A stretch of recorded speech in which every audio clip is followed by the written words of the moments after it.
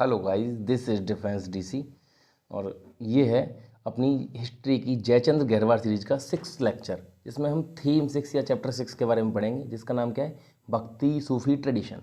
इसमें 8 से लेके 18 सेंचुरी के जितने भी रिलीजियस मूवमेंट रहे हैं पूरे देश में, उसके बारे में बात होगी।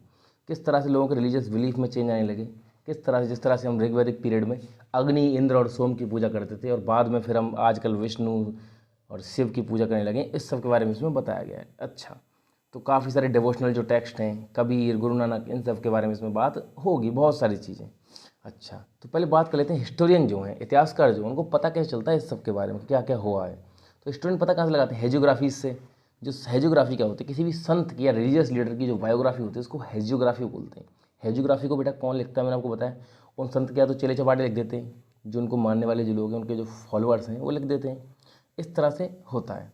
अच्छा, इस चैप्टर में हम इसी सब के बारे में पढ़ने वाले हैं कि किस किस तरह से अलग अलग इंडिया में, साउथ इंडिया में किस किस तरह का भक्ति मूवमेंट स्टार्ट हुआ, उनके उनके स्टेट के साथ क्या क्या संबंध थी, स्टेट मतलब राज्य के साथ। अच्छा, किस तरह का सूफी मूवमेंट था, सूफी इन मुसलमानों के जो रिलीजियस लीडर होते हैं उनको सूफी बोलते थे। जो संत होते, इस तरह हिंदुओं के संत होता है, ऐसे ही मुस्लिम्स का सूफी होता है। इस सब के बारे में हम इस चैप्टर में पढ़ने वाले हैं। ठीक है,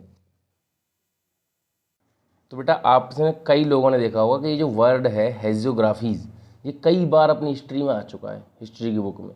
हेजियोग्राफी मतलब होता है किसी भी संत की या रिलीजियस लीडर की बायोग्राफी, जो उसके या तो डिवोटी ने लिखी हो या उसने खुद लिखी हो, किसी ने भी लिखी हो। समझ रहे बात को, हेजियोग्राफी किसी संत की बायोग्राफी होती है। अच्छा, पहली बात तो a mosaic of religious beliefs and practice, एक तरह से एक पूरा सिलसिला सा ही आ गया रिलीजियस बिलीफ का और उसका। अब देखते हैं क्या है कि जो सबसे स्ट्राइकिंग फीचर है जो इस फेज का, वो ये है कि एक विजिबिलिटी आ गई किसकी, वाइड रेंज ऑफ गॉड्स की, बहुत सारे भगवान दिखने लगे। ठीक है जी, किसमें, स्कल्पचर में भी और टेक्स्ट में भी।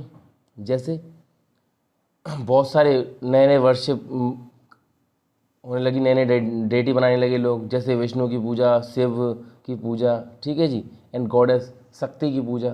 ये 3 तरह की चीज़ें आई और इन सब को लोग अलग अलग फॉर्म में विजुलाइज करने लगे। ठीक है जी, अलग अलग फॉर्म का मतलब क्या है, विष्णु के 10 जो अवतारों को हम सुनते हैं कि विष्णु राम हैं और वो हैं, चलो राम कृष्ण तो एक तरह की हिस्ट्री ही है अपनी इंडिया की, उसके बारे में नहीं जाना, लेकिन कई तरह के अवतार हैं। जैसे एक बड़ा अवतार है जिसमें वो अपनी पृथ्वी को अपने यूँ उस पर उठालाते हैं। तो ये सब क्या है, एक तरह से विजुलाइज ही तो कर रहे हैं हम अपनी डीटी को, जिसको अपन मान रहे हैं, जैसे विष्णु को मान रहे हैं, शिवा को मान रहे हैं। ठीक है, अच्छा, द इंटीग्रेशन ऑफ कल्ट, देखते हैं क्या है। हिस्टोरियन सजेस्ट्स, क्या सजेस्ट करते हैं हिस्टोरियन, कि भाई साहब यहाँ पे कम से कम 2 तरह की प्रोसेस चल रही थी। 2 तरह की प्रोसेस क्या है, एक तो प्रोसेस थी डिसिमिनेटिंग ब्राह्मणिकल आइडियाज़, कि जो ब्राह्मणिकल जो आइडिया थे उनको फैलाने का काम भी स्टार्ट हो गया था। कैसे, कि भाई साहब कि पहले आपको पता होगा कि जो आम लोगों की भाषा संस्कृत नहीं थी, उन्हें संस्कृत नहीं बोलने दिया जाता था। अच्छा, वो संस्कृत बोलना भी नहीं जानते थे, उनको वेद वगैरह वो नहीं पढ़ सकते। लेकिन इस वक्त में जब ब्राह्मणों को भी देखा या हिंदू लीडरों को भी देखा कि भाई साहब बहुत वाइड रेंज में शायद मिशनरी एक्टिविटी चल रही हैं। देखिए, मिशनरी एक्टिविटी का मतलब है कोई आके आपको बेला फुसला के अपने धर्म में कन्वर्ट करवा दे, वो मिशनरी एक्टिविटी है।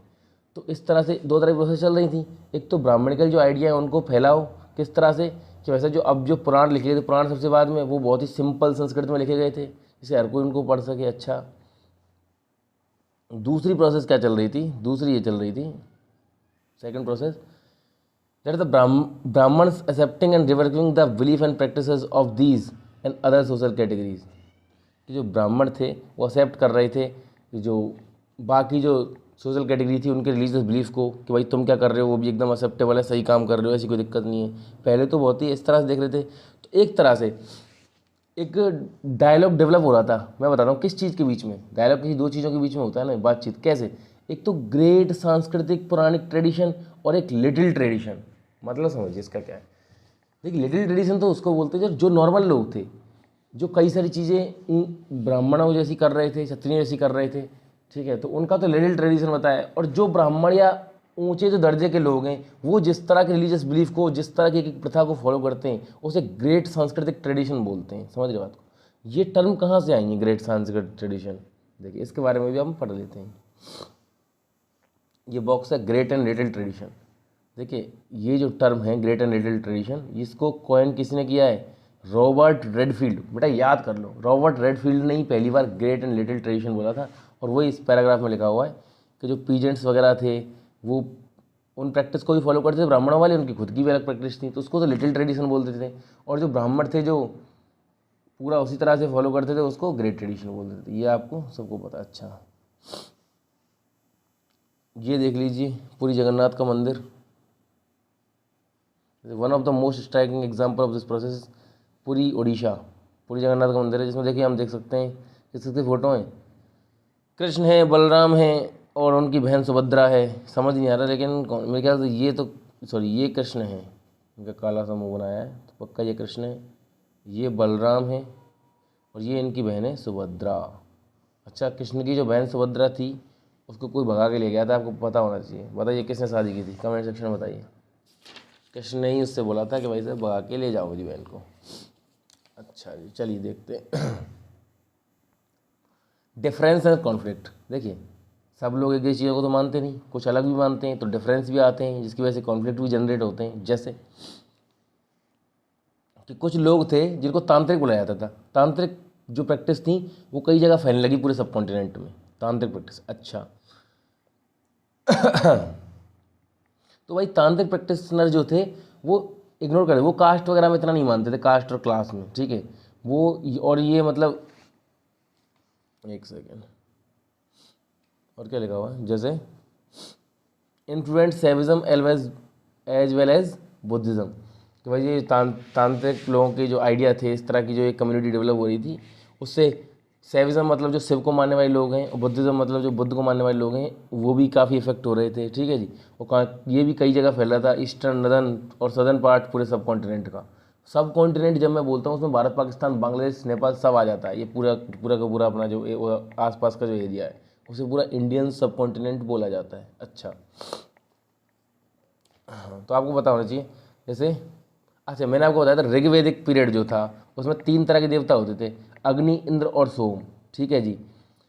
तो इस पीरियड में जैसे ये जो भक्ति मतलब भक्ति का जो 8 सेंचुरी से 18 सेंचुरी का जो वक्त है, इस वक्त जो प्रिंसिपल डैडी थे वैदिक ट्रेडिशन के, कौन कौन से? अग्नि, इंद्र और सोम बिकम मार्जिनल फिगर्स, बहुत ही कम दिखने लगे, इनकी लोग पूजा करना बंद कर दिया। और आज भी आप देखो अग्नि, इंद्र और सोम की पूजा तो कोई नहीं करता, जबकि हम पूजा कौन की करते हैं? विष्णु की, शिव की। तो इस वक्त ही ये सब चेंज हुआ, इसलिए तो इसका वो है चैप्टर का नाम चेंजेस इन रिलीजियस बिलीव्स, ठीक है जी। अच्छा और इसमें क्या है?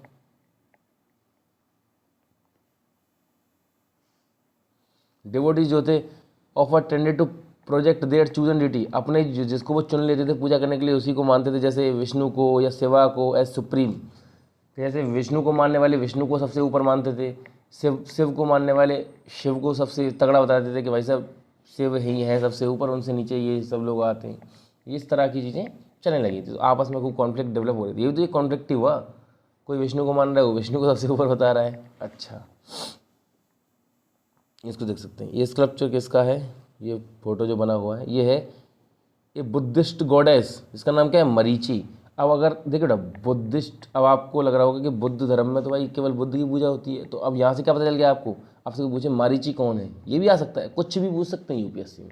तो मारीची कौन है? एक बुद्धिस्ट गॉडेस है, मार्क कर लीजिए। देखिए कई बार आपको बता चुका हूँ कि आपको जो जो इसमें बताते जा रहा हूँ वो मार्क कर लेना है, उसके अलावा तो कुछ आ नहीं रहा। सब कुछ हमने पढ़ लिया, तभी तो आपको बता देता हूँ मैं हाल ही कि किस लाइन से आपको पढ़ना है। अच्छा poems of prayer, early tradition of भक्ति, देखते हैं क्या चलता है, ठीक है। जो हिस्टोरियन जो हैं ऑफ रिलीजन, जो धर्म के जो हिस्टोरियन हैं, जो धर्म के बारे में लिखते हैं, वो जो भक्ति ट्रेडिशन है, भक्ति ट्रेडिशन मतलब समझ जाइए, भक्ति जो ट्रेडिशन है इस तरह का, जो लोग भक्त होते हैं भगवान के, मतलब बेसिकली जो हिंदुओं का जो ट्रेडिशन है उसको 2 कैटेगरी में बांट देते हैं, एक तो सगुण, एक निर्गुण। मतलब क्या है इन दोनों का? जो हिस्टोरियन है वो भक्ति ट्रेडिशन जो है, मतलब जो भक्ति मूवमेंट है, उसे 2 कैटेगरी में बांटे, सगुण विद एट्रीब्यूट, मतलब जो लोग भगवान को मानते हैं अपने को किसी न किसी फॉर्म में। जैसे कोई अगर विष्णु की पूजा कर रहा है तो वो सगुण भक्ति कर रहा है, कोई शिव की पूजा कर रहा है सगुण भक्ति कर रहा है। एक तो ये हुई भक्ति, दूसरे होते हैं निर्गुण, जो ये बोलते हैं कि सब एक ही है, किसी भी चीज़ की पूजा कर लो, कण कण में भगवान है, और जो किसी एक भगवान को मान नहीं रहा है कि मैं केवल विष्णु की पूजा कर रहा हूँ, उस तरह के लोग होते हैं निर्गुण। जो विदाउट एट्रीब्यूट लिखा हो ना, मतलब जो भगवान किसी फॉर्म को नहीं मानते, वो मानते हैं कि भगवान तो एक सर्वशक्तिमान है, किसी फॉर्म में नहीं है। और सगुण जो किसी फॉर्म को मानते हैं, जैसे कोई बजरंग बली की पूजा कर रहा है कोई, तो वो सगुण भक्ति कर रहा है। समझ के बात को, दो कैटेगरी में बांट दिया, सगुण भक्ति और निर्गुण भक्ति। मतलब समझ आ गया इनके? बेटा ये पता होना चाहिए ना, यूपीएससी में पूछ सकता है सगुण भक्ति कैसी होती है, विद एट्रीब्यूट्स, और निर्गुण विदाउट एट्रीब्यूट्स। अच्छा, कई तरह की चीज़ें चल रही थी पूरे देश में। जैसे साउथ इंडिया में दो तरह के ट्रेडिशन थे, अलवर्स और नयनार्स। क्या मतलब है इनका, देख लेते हैं। देखिए आपको यही बता दूं मैं, अलवर कौन थे। अलवर तो वो जो विष्णु की पूजा करते हैं, और नयनार वो जो शिव की पूजा करते हैं। याद कैसे रखें इनको, देखो इसमें लिखा हुआ है नयनार, एक को याद कर लो तुम तो। नयनार मतलब नयन, नयन मतलब होती है आँख, और तीसरी आँख किसकी है, श्री भोले भगवान की है, शिव जी की है। तो नयनार तो कौन है, शिव जी को मानने वाले। तो दूसरा अलवर अपने आप ही कौन हो जाएंगे, विष्णु को मानने वाले। ये सबसे बेस्ट ट्रिक है। साउथ इंडिया में अलवर और नयनार बोला जाता था। जो लोग विष्णु को मानते थे उनको अलवर बोलते थे, और जो शिव को मानते थे उनको क्या बोलते, नयनार। अच्छा, तो पढ़ते। अर्लीस्ट जो भक्ति मूवमेंट था 6th सेंचुरी के आसपास, वो अलवर्स के द्वारा लेड किया गया। बस अब आप एक बात समझ लीजिए, सबसे पहला जो भक्ति मूवमेंट है वो किसने स्टार्ट किया, अलवर्स ने। ठीक है, अलवर्स का मतलब क्या होता है, those who immerse in devotion of Vishnu, जो विष्णु की भक्ति में लीन है। ये समझ लीजिए, आप समझ रहे हो बात को। अच्छा, एक तो ये हुआ। अच्छा चलो अगले पेज में देखते हैं क्या लिखा हुआ है। कई तरह की चीज़ें हैं, जैसे अभी इस पूरे पेज में हम अलवर्स और नयनार्स के बारे में ही पढ़ने वाले हैं। अच्छा, क्या लिखा हुआ, जैसे अलवर्स और नयनार जो थे, उन्होंने इनिशिएट कर दिया एक मूवमेंट, किसके खिलाफ, कास्ट सिस्टम के खिलाफ, ब्राह्मणों की डोमिनेंस के खिलाफ। उन्होंने रिफॉर्म लाने की कोशिश की। समझ रहे बात को। अच्छा, और उनके जो भक्त थे वो सभी तरह के सोशल बैकग्राउंड से होते थे, जैसे ब्राह्मण से लेकर आर्टिजन तक, cultivator, even from cast considered untouchable, जिनको अछूत समझा जाता था, उनसे भी लोग आते थे। सब तरह की कास्ट के लोग वहाँ पे आते थे। अच्छा, अलवर्स और जो नयनार थे वह sometimes indicated by the claim of their composition were important as Vedas. Alvar Nayanar ये और बोलते थे कि भाई जो हमने हमारी जो कंपोजिशन है, मतलब जो हमने जो हमारे जो रिलीजियस टेक्स्ट हैं जो उन्होंने बनाए हैं, वो वेदों के बराबर ही हैं। जैसे मतलब हमने जो बुक बनाई है अपनी पोएम्स की या किसी भी चीज़ की, वो वेदों के ही बराबर है, ऐसा वो कहते थे। अच्छा, one of the major anthologies of composition by Alvars the Nalayira Divya Prabandham. बेटा ये नाम याद रख लीजिए। और किसके बारे में, अलवर के बारे में होती। अलवरों का एक टेक्स्ट है, टेक्स्ट मतलब एक लिखी हुई इनकी पोएम्स की बुक है, जिसको क्या बोलते हैं, इसका नाम है नलायिर दिव्य प्रबंधम। ठीक है जी, जिसको फ्रीक्वेंटली क्या बोला जाता रहा है, तमिल वेदा, तमिल वेद बोलते हैं। तो आप देखो इसमें कई तरह के क्वेश्चन है। अलवर्स की कंपोजिशन की बुक का नाम क्या है, नलायिर दिव्य प्रबंधम। ओके, तमिल वेद किसको बोलते हैं, नलायिर दिव्य प्रबंधम को बोलते हैं। नलायिर दिव्य प्रबंधम को और किस नाम से जाना जाता है, तमिल वेदा बोला जाता है। किसी भी तरह से आपसे पूछ सकता है, अलवर्स की बुक है। अच्छा, फिर और कोई पूछा आपसे नलायिर दिव्य प्रबंधम में किस भगवान के बारे में बात हुई है, तो अलवर्स की बुक है, तो किसके बारे में बात हुई होगी, पक्का विष्णु के बारे में। ये कुछ चीज़ें जो कुछ भी पूछा जा सकता है आपको। अच्छा जी, ये होगी पक्की बात। और देख लेते हैं कोई चीज़, जैसे एक अंदल, एक अलवर थी। अलवर मतलब जो विष्णु की पूजा करते हैं। मैं अलवर बार बार बोल रहा हूँ तो समझ जाइए, विष्णु की पूजा करने वाला। एक उसका नाम था अंदल, एक वूमन अलवर, मतलब एक वूमन थी अंदल। तो आपसे कोई पूछे अंदल कौन है, अंदल एक अलवर है जो कि लड़की है, मतलब विष्णु की पूजा करती है, एक लड़की जो विष्णु की पूजा करती है, अंदल नाम है उसका। तो अंदल काफ़ी फेमस रही है अपने टाइम में, तो अंदल का नाम आपसे पूछा जा सकता है। अच्छा, अनदर वूमन है, क्या नाम इसका, कराइकल अमैया, डिवोटी ऑफ शिवा। आप समझ जाइए। आप देखिए, अगर आपसे वूमन की बात करें कि एक अलवरों में से वूमन बताओ, एक नयनार में से वूमन बताओ, तो अलवरों में से वूमन का नाम आपको पता है, अंदल है। और नयनार जो शिव, डिवोटी ऑफ शिवा लिख दिया, उसमें से अगर आपसे ये पूछा जाए कि नयनार में कोई वूमन थी, हाँ बिल्कुल थी। इसका नाम क्या है, कराइकल अमैयार।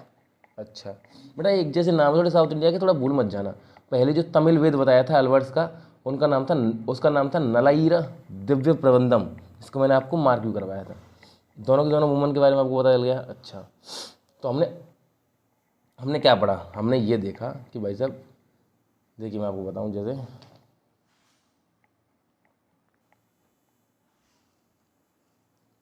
कंपोजिशन कैसे हुआ।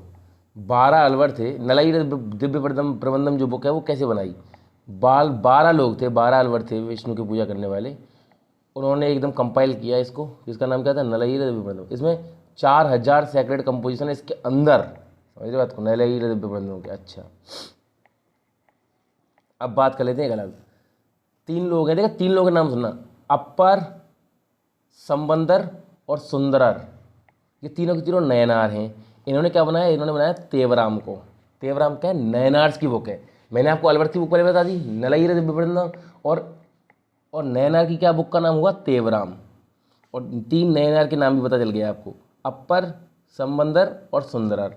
एक औरत भी थी नयनार, जिसका नाम क्या पढ़ाया था अभी ऊपर, ये ऊपर लिखा हुआ है, करैक्कल अमैयार। ठीक है जी, तो आप एक समझ रहे हो क्या आप बात को, कि मतलब किस तरह से आपसे पूछा जा सकता है। अपर, समंदर और सुंदरर ने क्या लिखा है, तेवराम को लिखा है। तेवराम क्या है, नयनार्स की बुक है।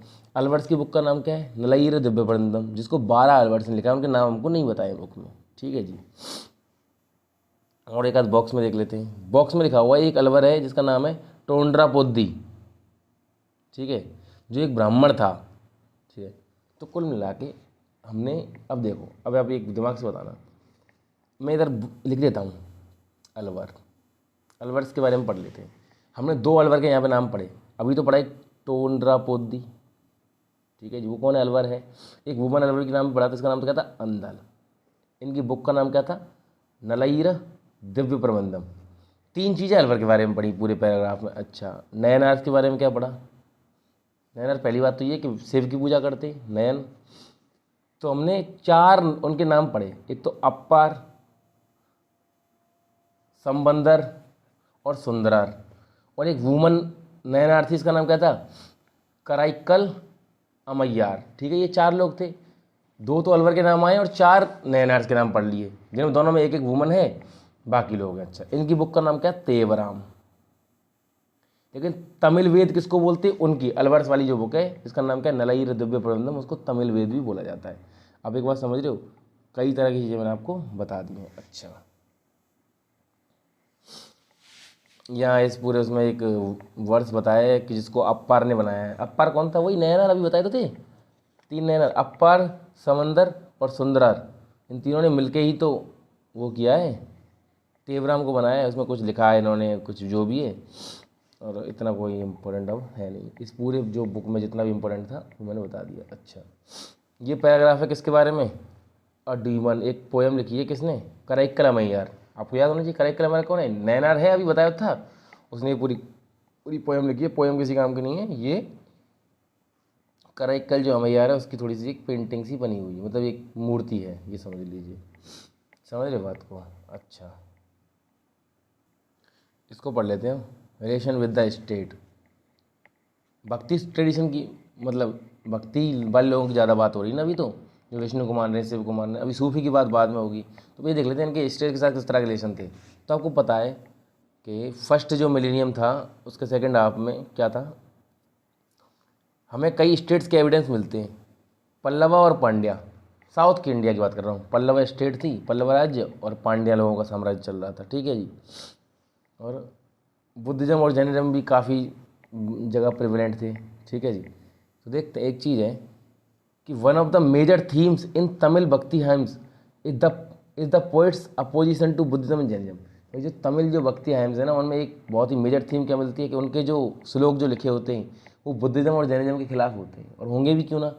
अब बुद्धिज्म और जैनिज्म ने कई सारे हिंदुओं को कन्वर्ट किया है अपने आप में। ठीक है, ये तो एक कन्वर्जन के ऊपर तो मैं कुछ कहना चाह रहा हूँ आपसे। जैसे आपको पता होगा कि दुनिया के सारे रिलीजन, कोई एक आध बच जाए तो कह नहीं सकता। जैसे ज्यूज लोगों को मैंने मिशनरी नहीं देखे, वरना सब लोग अपने मिशनरी भेजते हैं। मिशनरी होते हैं जो अपने धर्म की अच्छी अच्छी बात बता के या बहला के फुसला के किसी भी तरीके से, किसी तरह का कोई धन दे के, धनराशि दे के आदमी को कन्वर्ट कर लेते हैं अपने धर्म में। लेकिन कभी भी किसी हिंदू मिशनरी को मैंने आज तक नहीं देखा, जबकि हिंदुओं का तो कल्चर ही इतना डाइवर्स है, इतना अच्छा है कि बाहर से अंग्रेज आते हैं और यहाँ राधे राधे करते रहते हैं। कि भजमन राधे राधे।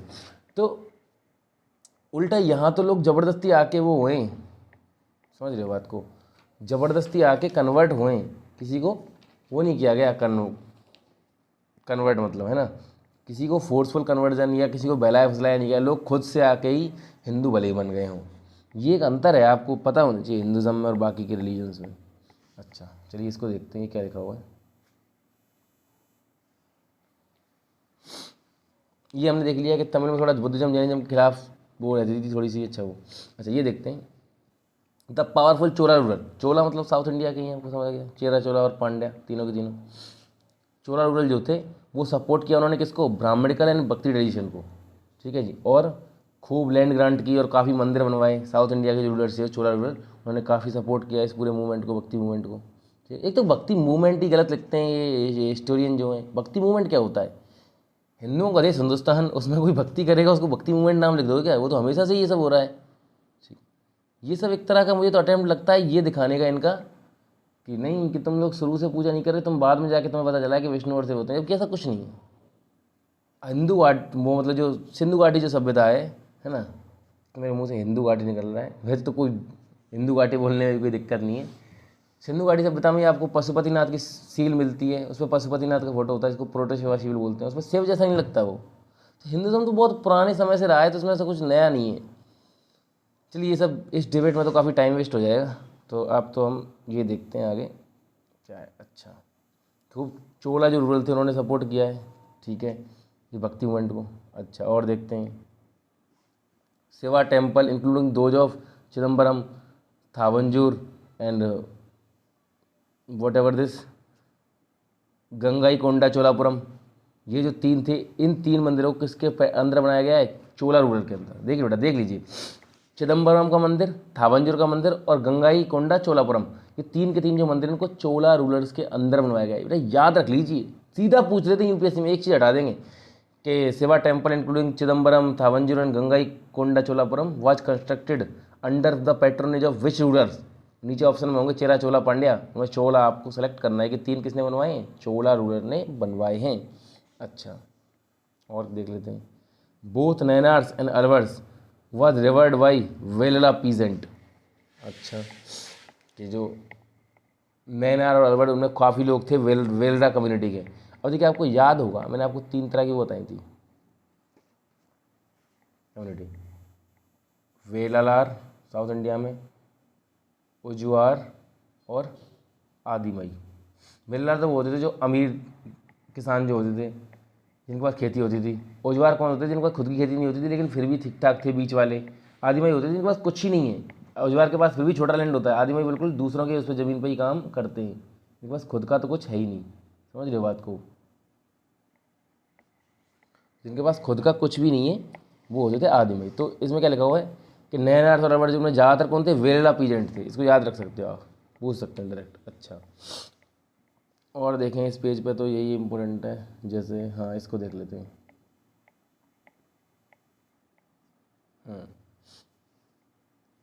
जैसे चोला रूरल है, इनका नाम क्या है, इनका क्या किया है इन्होंने,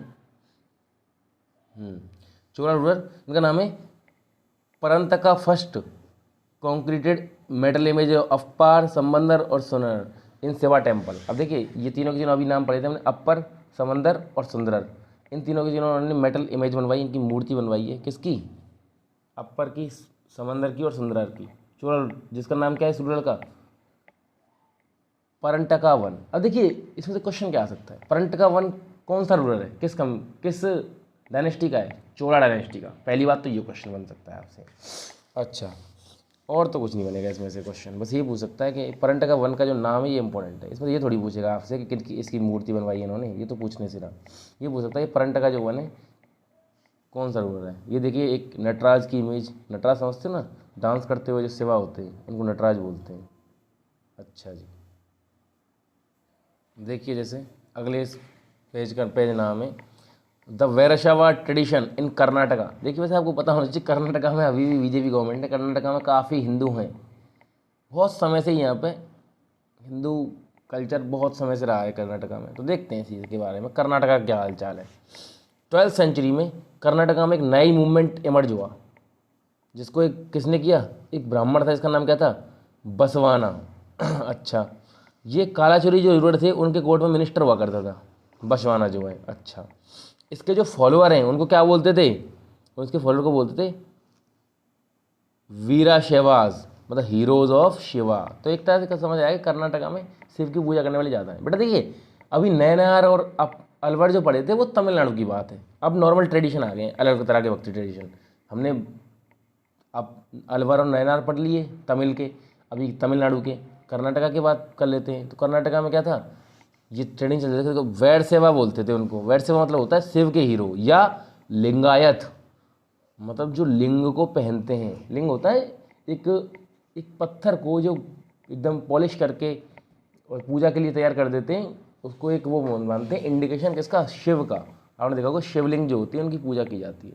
तो एक बात समझ आई कि कर्नाटका में जो ट्रेडिशन था उसका नाम था वैरशैव। वैरशैव का मतलब होता है शिव के हीरो, या लिंगायत का मतलब क्या होता है, जो लिंग को पहनते थे। अच्छा, स्टार्ट किसने किया, बसवना नाम के ब्राह्मण ने।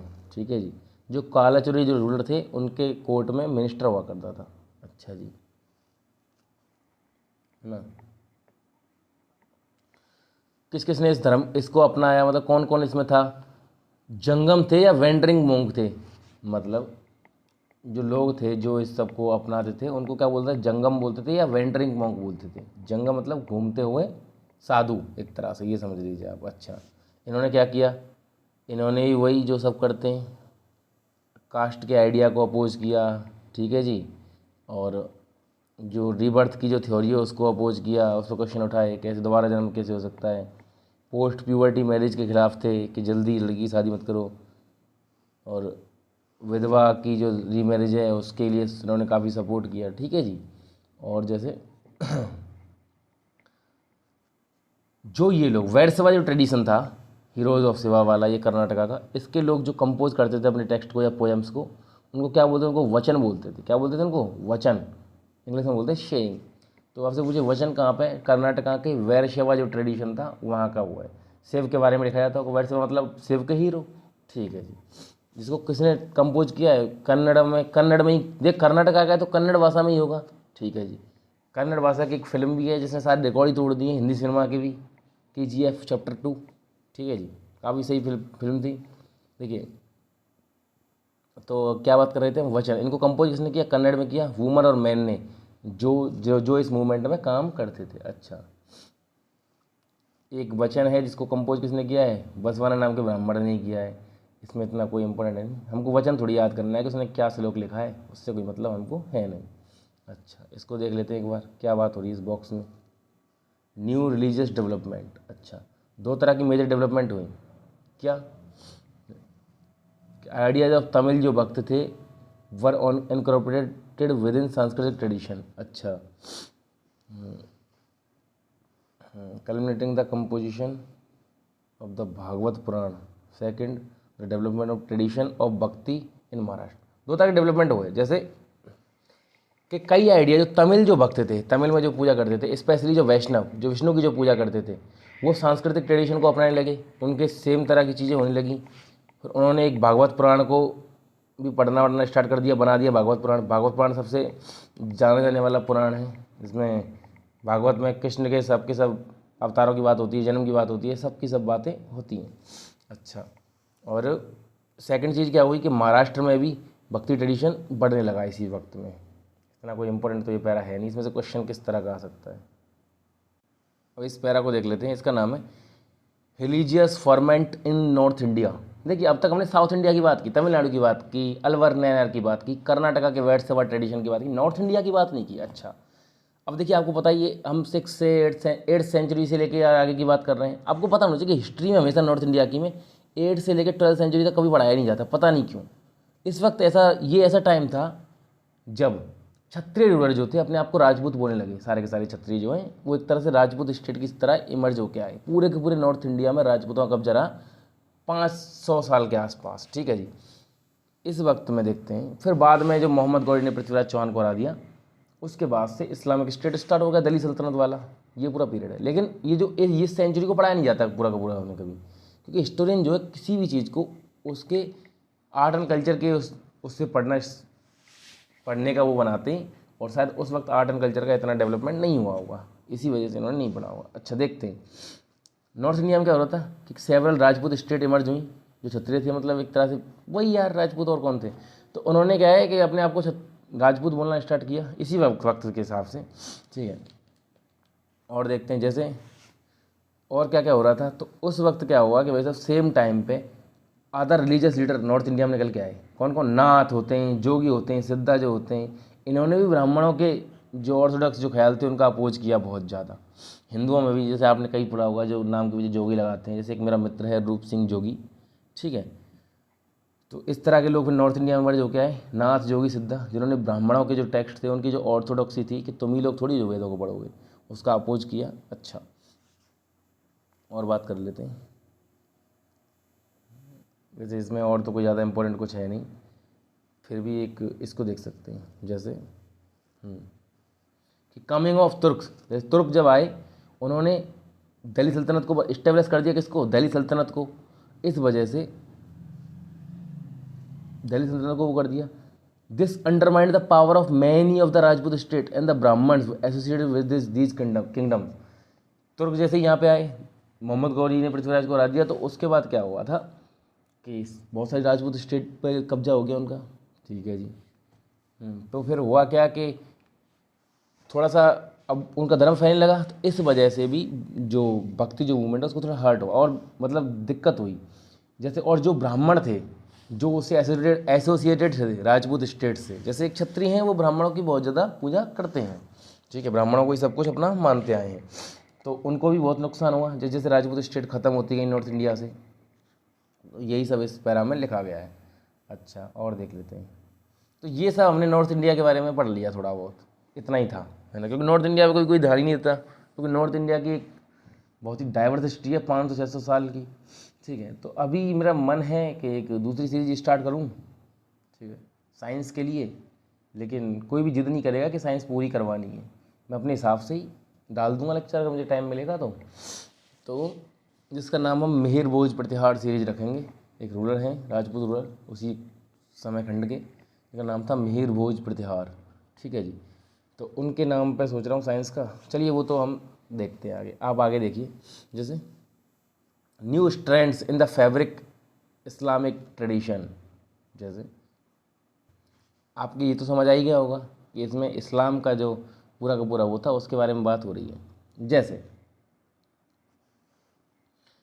फर्स्ट मिलेनियम सी जो था, पहले जो 1000 साल थे, ठीक है, जो सेंट्रल एशियन जो पीपल थे वो नॉर्थ वेस्ट पार्ट सब कॉन्टिनेंट में आके रहने लगे, मतलब पूरा सेंट्रल एशिया से इंडिया के नॉर्थ की तरफ आने लगे, इधर नॉर्थ वेस्ट में, इधर अफगान पाकिस्तान की तरफ यहाँ आके सेटल होने लगे। अच्छा जैसे बात करते हैं किस किस तरह से आए।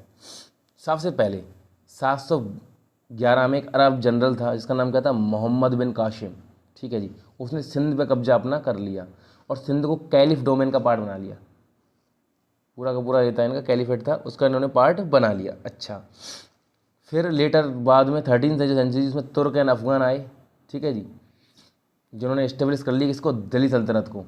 पृथ्वीराज के रहने के बाद वो गुलाम वंश आ गया, फिर उसके बाद तो आते ही रहे, ठीक है जी। पहले गुलाम वंश मतलब स्लेव डायनेस्टी आई, स्लेव डायनेस्टी मतलब गुलाम वंश, ठीक है। फिर खिलजी आ गए, खिलजी उन्होंने हरा दिया। फिर उसके बाद क्या आया? तुगलक, जिसके टाइम पे मोहम्मद बिन तुगलक था, उनके टाइम पे वो एबन बतूता टेंगियर मोरक्को से आया था, आपको पता होना चाहिए। अच्छा जिसने बाद में चाइना को विजिट किया, है ना, तुगलक डायनेस्टी आ गई। फिर सैयद डायनेस्टी जिसमें वो खीजर खान वगैरह आया था और वो, ठीक है, सैयद। और फिर आए थे लोधी डायनेस्टी, और लोधी के बाद जो इब्राहिम लोधी था उसको जो बहराई दिया था बाबर ने। इसके बाद कौन आ गए थे? मुगल आ गए थे। ये पूरा का पूरा जो 5 डायनेस्टी थी इनको क्या बोलते हैं? दिल्ली सल्तनत बोलते हैं। पता नहीं दिल्ली सल्तनत क्यों बोलते हैं, मुझे तो लगता नहीं कि इतने पावरफुल रहे होंगे कि पूरे देश पे इनका कब्जा रहा होगा। बहुत चिल्लड़ी किस्म के लोग थे, इतना कुछ नहीं है इनका। चलिए बात कर लेते हैं आगे के बारे में, है ना। फिर भी एनसीईआरटी के हिसाब से देख लेते हैं क्या लिखा हुआ है। एनसीईआरटी बोलती है फिर उन्होंने followed by the formation of सल्तनत इन दक्कन में भी सल्तनत बन गई और कई पार्ट में बन गई।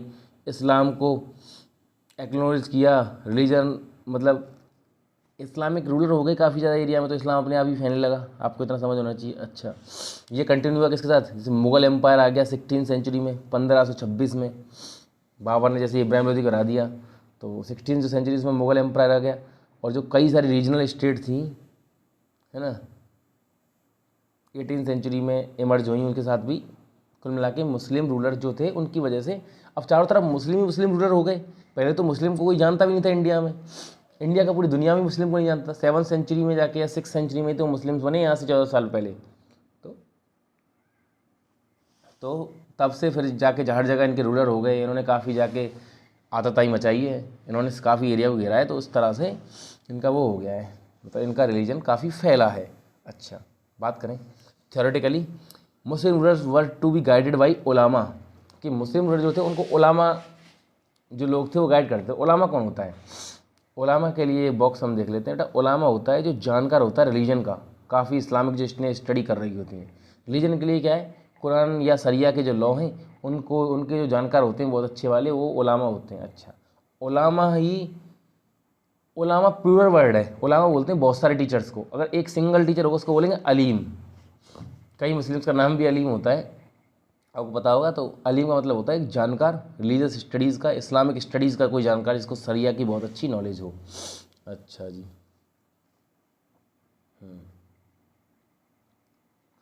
और एक सरिया के अकॉर्डिंग एक टैक्स लिया जाता था, जिसके बारे में अपन बात करते हैं। जैसे ये तुमने पढ़ लिया कि were to be guided by ulama according to sharia. एक टैक्स की कैटेगरी होती है जिसको जिम्मी बोलते हैं। जिम्मी मतलब एक जिम्मेदारी लेना, किसी की प्रोटेक्शन करना।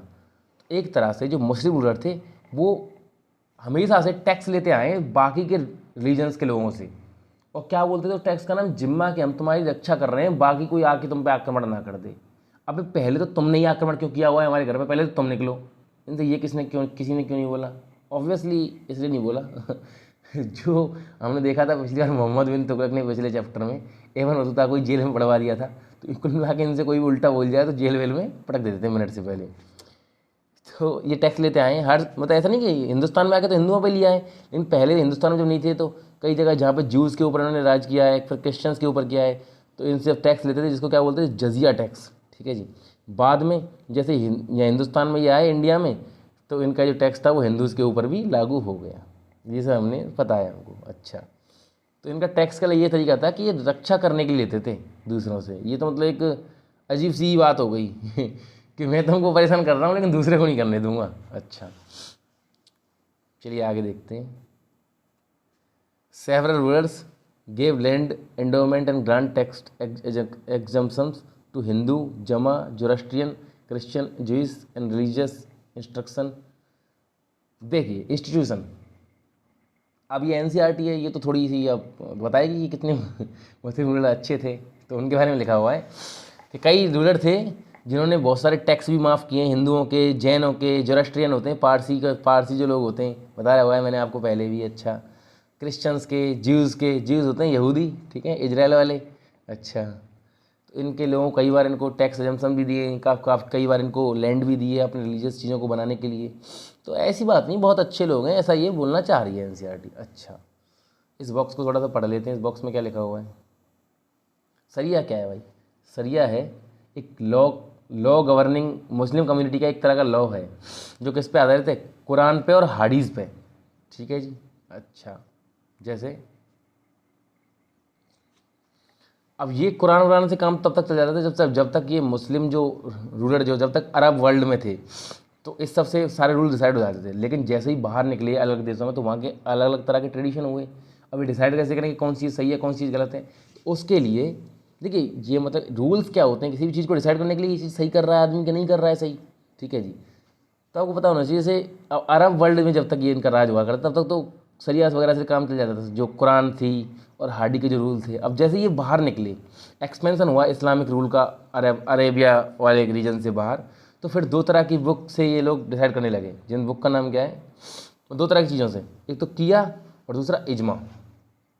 इसमें होता है कि आदमी दिमाग का इस्तेमाल करता है अपने का कि ये चीज़ सही है या नहीं है। अच्छा, तो ये दो अदर सोर्स हैं, किया और इजमा, ये डिसाइड करने के लिए कि भाई साहब ये सरिया के अकॉर्डिंग चल रही है नहीं चीज़ या नहीं चल रही है। अच्छा जी मेरे ख्याल से समझ रहे हो क्या आप कि मैं क्या कहना चाह रहा हूँ इतनी देर से? अच्छा, तो जैसे हमने अभी पढ़ा कि कई सारे जो रूलर होते हैं मुस्लिम रूलर, उन्होंने कई बार लैंड ग्रांट भी दिए, ऐसा एनसीईआरटी में लिखा हुआ है। तो इनमें कौन कौन थे? जैसे अकबर था, औरंगजेब था, पता नहीं औरंगजेब को उन्होंने कैसे लिख दिया है, पर ठीक है, अब एनसीईआरटी है तो मान लेते हैं। अब जैसे ये है, एक चर्च बनाई थी खैमवत में, किसने? अकबर ने फरमान जारी किया था, उसके लिए लैंड वगैरह दी थी, तो ये चर्च वगैरह इन्होंने बनवाई थी। फिर एक जोगी के बारे में है कि औरंगजेब किस तरह से एक जोगी से मिलने जाता है, उसके लिए देता है कुछ पैसे वैसे, तो यही सब इसमें लिखा हुआ है। अब बेटा यहाँ से जो आगे है ना, अब तुम्हारा दिमाग गर्म होने वाला है। अब इस्लाम के बारे में इतना भर भर के पढ़ने वाले हो कि तुमको लगने लगेगा कि तुम्हारा रिलीजन भी इस्लाम ही है। जैसे ये पैराग्राफ का नाम है the popular practice of Islam. ठीक है जी, देखते हैं। तो इस्लाम में देखिए भाई साहब, 5 तरह की फेथ हैं इनकी, 5 पिलर हैं इस्लाम के फेथ के, कि देर इज़ वन गॉड, एक ही गॉड है, इसका नाम क्या है? अल्लाह। अच्छा जी। एंड प्रॉफिट मोहम्मद कौन है? उसके मैसेंजर। प्रॉफिट मोहम्मद कौन है? जिसने इस्लाम धर्म को शुरू किया है। तो पहला तो एक ही गॉड है अल्लाह, प्रॉफिट मोहम्मद कौन है? उसके मैसेंजर हैं अल्लाह के, इसको शहादा बोलते हैं। अच्छा। Offering prayers for 5 time a day, 5 बार दिन में नमाज़ पढ़नी है। अच्छा जी, एक तो हुई ये चीज़। और जैसे नमाज या सलाद जिसको बोलते हैं। गिविंग आर्म्स, दान देना है। आर्म्स मतलब दान देना, जकत बोलते हैं इसको। अच्छा, जकत है ना, ये वर्ड याद रख लेना, जकत। अच्छा है, जकत मतलब होता है दान देना। Fasting during the month of Ramzan, या हिंदी में बोलते हैं मतलब ये रमजान का जो महीना है उसके वक्त में क्या करना? व्रत रखना। सौम बोलते हैं इसको इंग्लिश में, मतलब इसका जो अरेबिक में जो वर्ड है सौम। अच्छा। और मक्का पे तीर्थ यात्रा करने जाना, पिलग्रिमेज करना, कहाँ के लिए? मक्का के लिए। इसको क्या बोलते हैं? हज। तो हज जाने का मतलब है मक्का घूमने जाना। मक्का कहाँ है? सऊदी अरेबिया में कंट्री है जहाँ पे प्रॉफिट मोहम्मद पैदा हुए थे। मदीना कहाँ पे? उसी से 400 किलोमीटर दूर सऊदी अरेबिया में दूसरा वो है एक सिटी जहाँ पे प्रॉफिट मोहम्मद मर गए थे। अच्छा। तो 3 ही मस्जिद हैं पूरी दुनिया में जो बहुत ही इंपॉर्टेंट हैं मुस्लिम्स के लिए। पहली मक्का, दूसरे नंबर मदीना, और तीसरे नंबर पर इजराइल की जेरूसलम, जहाँ पे ऐसा बोलते हैं प्रॉफिट मोहम्मद ने अपना पहला उपदेश दिया था। जैसे बुद्ध ने अपना पहला उपदेश दिया था सारनाथ में, ऐसे ही प्रॉफिट मोहम्मद ने अपना पहला उपदेश कहाँ दिया था? जेरूसलम की जो अल अस्का मस्जिद है जहाँ पे इजराइल पैलेस्टाइन का कॉन्फ्लिक्ट होता रहता है जिस वजह से, वहाँ पे। अच्छा जी। और देख लेते हैं, जैसे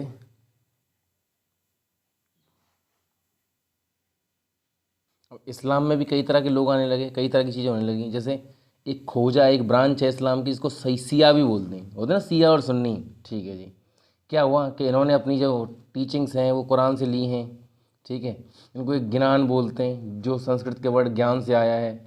अच्छा। इनकी पोएम्स हैं पंजाबी में, मुल्तानी में, सिंधी में, कच्छी में, और हिंदी में, और गुजराती में। ठीक है जी, ये सब पढ़ सकते हो आप, इम्पोर्टेंट है। और देखते हैं, जैसे अरब मुस्लिम जो ट्रेडर थे जो सेटल्ड हो गए थे मालाबार कोस्ट पे। मालाबार कोस्ट केरला में, वेस्टर्न कोस्ट पे, उधर से ही आते थे, तो मालाबार कोस्ट में रह गए थे। उनकी लोकल लैंग्वेज क्या बन गई? मलयालम बन गई। ठीक है जी। उन्होंने फिर लोकल कस्टम्स को भी अपना लिया, जैसे मैट्रिलिनी, कि मदर के रेजिडेंस में रुकना। मतलब मैट्रिलिनी क्या होता है? जैसे पैट्रिलिनी क्या होता है बेटा? जिस तरह से आपकी शादी होती है तो आप पत्नी को अपने घर ले आते हो, आपके बच्चे आपके घर में पैदा होंगे, तो पत्नी को अपना घर छोड़ के आना पड़ेगा। मैट्रिलिनी में क्या होता है? जैसे केरला में ये सब बहुत होता है कि आप शादी करके औरत के घर रहने जा सकते हो, वो अपना घर छोड़ के लेकिन नहीं आएगी। आप रहने जा सकते हो अपने बच्चे को लेके और खुद। ये है। तो अरब जो रूलर थे तो इस तरह, ये एक तरह से ये बता रहे हैं कि किस किस तरह से लोग आते हैं और जहाँ रहते हैं उस वहीं के ट्रेडिशन को अपना लेते हैं। अच्छा। हम्म। फिर वहाँ पे कई तरह के, फिर नए नए तरह के आर्किटेक्चर आने लगे मॉस्क के।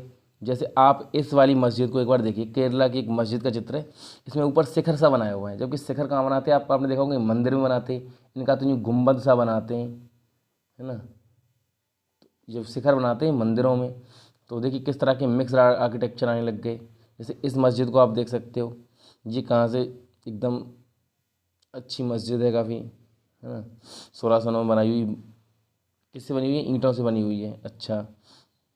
और देखें, जैसे बेटा इस मस्जिद को एक बार देख लीजिए, शाह हमदान मॉस्क, इसका नाम याद रखिए, शाह हमदान मॉस्क है। क्यों याद रखना है?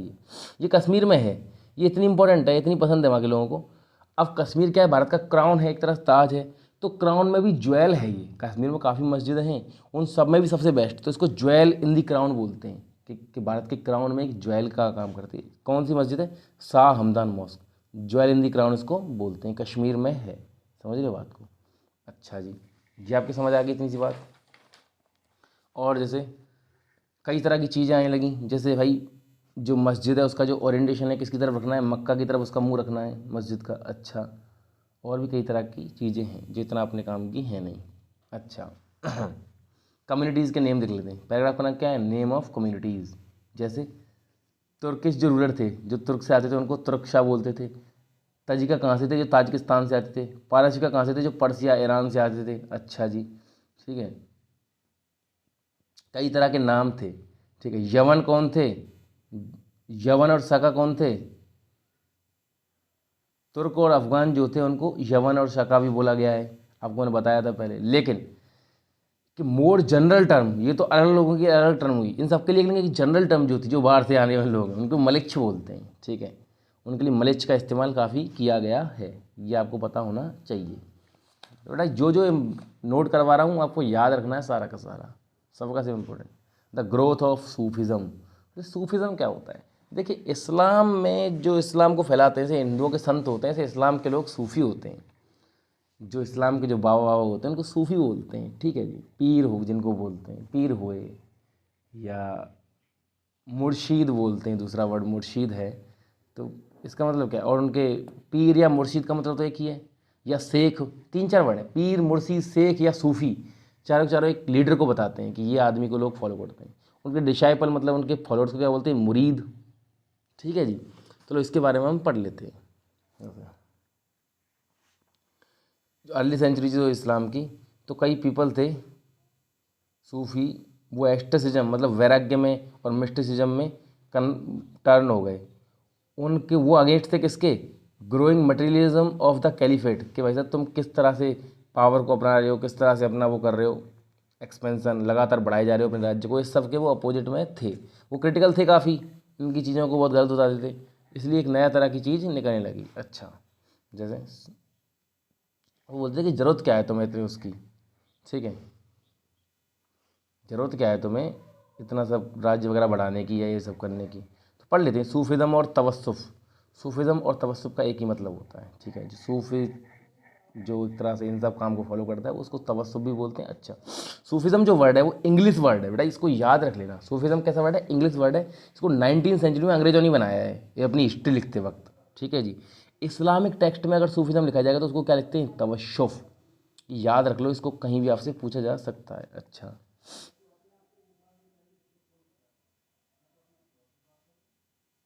ठीक है ना, जैसे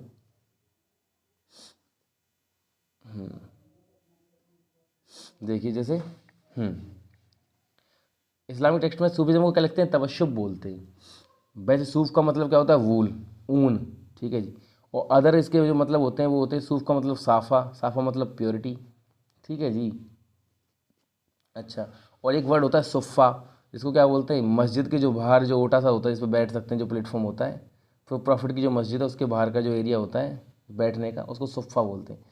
अब आप कोई भी मतलब निकाल लीजिए, सूफिज्म से रिलेटेड जितने मतलब हैं वो सबके सब यहाँ पे बता दिए गए हैं इस पैरा में। इस पैरा को देख लेते हैं, इसमें क्या लिखा हुआ है, खानकाज एंड सिलसिलाज।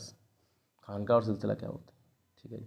खानका होती है हॉस्पाइस, एक तरह से धर्मशाला। धर्मशाला को क्या बोलते हैं पर्शियन में, तो खानका एक पर्शियन वर्ड है, इसका मतलब होता है हॉस्पाइस, जहाँ पर लोग आके इकट्ठा होते हैं। मास्टर्स को क्या बोलते हैं, शेख। अरेबिक में क्या बोलते हैं, शेख।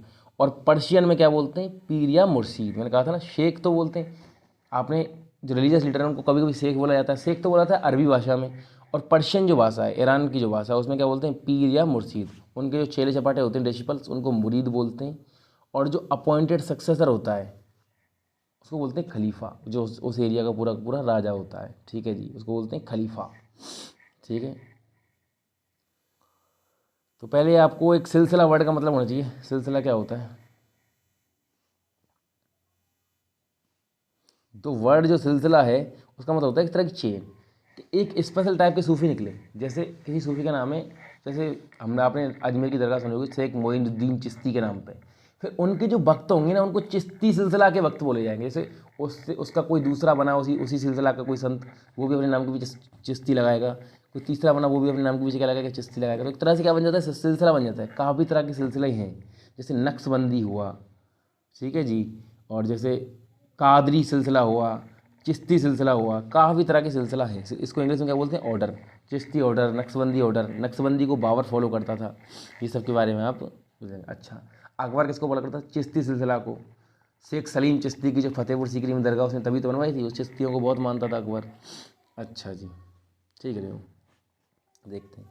जब एक शेख मर जाता है, शेख मतलब पीर वगैरह, शेख होता है एक अरब वर्ड, शेख मर जाता है तो उसकी टॉम या श्राइन जो है, जो उसका जो उसको जहाँ उसको गाड़ देते हैं उसको क्या बोल देते हैं? दरगाह बोल देते हैं, दरगाह, ठीक है।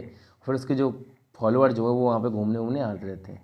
इस घूमने को या पिलग्रिमेज जो होती है ग्रेव पे, किसी की ग्रेव पे या टॉम पे घूमने जाना, अपने जो उसके फॉलोअर जाते हैं पूजा के अर्चना के लिए, पूजा तो क्या करने मतलब अपना माथा टेकने के लिए, उसको क्या बोलते हैं? जियारत बोलते हैं। तो कोई आपसे बोले कि जियारत पे जा रहा हूँ, मतलब वो किसी न किसी दरगाह पे जा रहा है, तो इसको क्या बोलते हैं? जियारत। ये जियारत वर्ड भी बहुत इंपॉर्टेंट है।